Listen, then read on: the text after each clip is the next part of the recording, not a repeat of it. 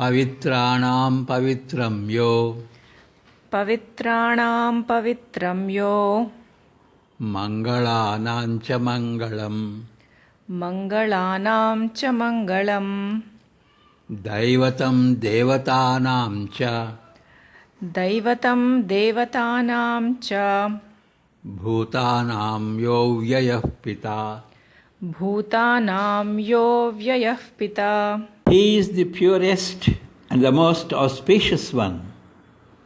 He is the mightiest among all the deities.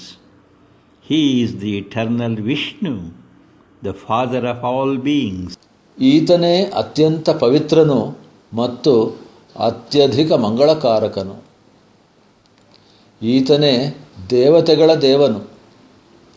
ಈತನೇ ಎಲ್ಲ ಜೀವಿಗಳ ತಂದೆಯಾದ ಶಾಶ್ವತನಾದ ವಿಷ್ಣು.